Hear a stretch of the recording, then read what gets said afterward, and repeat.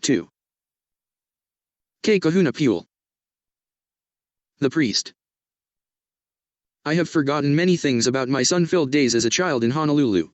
But certain events followed me here to Molokai, and suddenly, after I haven't thought of them for a very long time, a face, a pleasant smell, or a movement will place them in front of me. The time the Catholic missionaries arrived is one of those days. It was the priest with spectacles who stayed in my mind.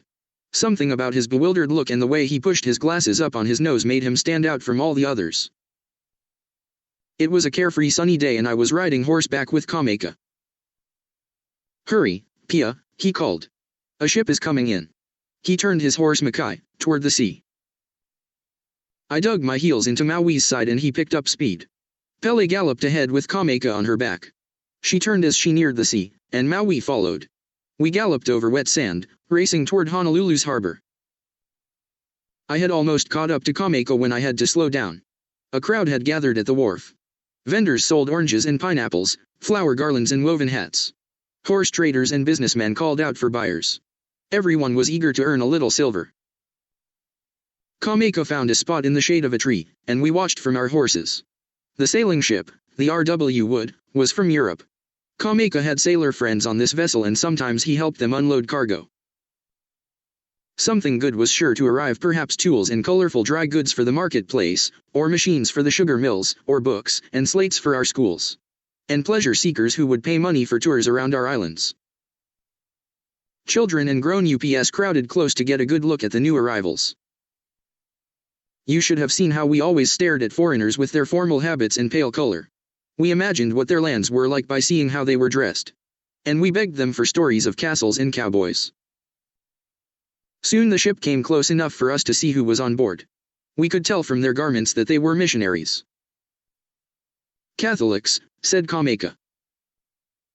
European missionaries were often Catholics. America sent lots of Protestants, and sometimes Mormons. Kameka didn't care much for any of those religions. He said he preferred Hawaii's old gods.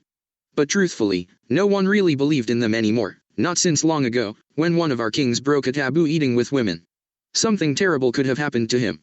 But lightning did not strike, and Pele, our fire goddess, did not erupt from her home in the volcano. So the king pronounced our Hawaiian religion dead. Then the Protestants from America arrived with a new god. That was in 1820. The teachers in our schools made sure we knew this date. They told us how Hawaii eventually turned to the true God. That was because another of our kings declared Christianity our official religion. After that, missionaries poured in like lava. On this day, a stream of nuns in white robes came off the ship first. They wobbled down the gangplank with the help of the ship's crew. A row of children squatting in the dirt giggled at the Catholics coming off the boat. They laughed because the missionaries looked strange and were unsteady on their feet. And because they were excited to see what new things the foreigners brought this time. "Aloha to you," the children sang in one voice. "Aloha." They reached out to touch the nuns as they walked past. "And our grown ups?" They stuck their hands out to welcome the strangers. Every Hawaiian at the wharf wanted to shake hands with each of the missionaries. There were 10 nuns and then 5 priests. No, not 5, but 6. A straggler was talking to the sailor named Baldrike, Kameka's friend. The priest glanced at his companions, who were headed toward the customs house. But he didn't follow them. He seemed determined to convince Baldrike of some important thing. Baldrike shook his head and urged the priest to join his companions. Finally, when one of the other missionaries called to him, the priest left Baldrike standing there and bobbed his way down the plank. But he kept looking back toward the sailor, as if he hated to let him go. The priest was stocky, with thick brown hair, and he wore spectacles that slipped down his nose. He paused, pushed the glasses up, and looked around him. He squinted to see us more clearly. Someone dropped a garland of purple flowers around his neck, bumping into his spectacles so that he had to push them up again. A wrinkled old tutu reached up to put a yellow lei on him. Then the crowd pushed in. Everyone wanted to shake his hand also. The priest seemed confused by all this aloha, but he greeted everyone who reached out to him. Soon my people surrounded him and I couldn't see him anymore. The sailor named Baldrike came to Kameka and said they needed him to move cargo. I wanted to go, too, but Captain Jirkin didn't like children underfoot. I was only 8 years old. Kameka was 15, strong and muscular. Baldric told us that during the voyage the missionaries had helped them work on the ship. The stocky one named Damien worked as hard as any sailor, he said. Did you see him just now, trying to save my soul? To him I am doomed because I'm not a Catholic. Baldric, shouted Captain Gierkin from the deck of the ship. You're on duty.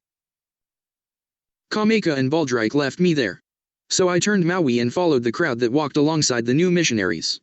They had turned onto Fort Street. The Catholic Church was full by the time I had tied Maui, so I stood outside the window and peered in. The new missionaries were filing in, but I could only see glimpses of them through the crowd. And the galleries above were filled with our people.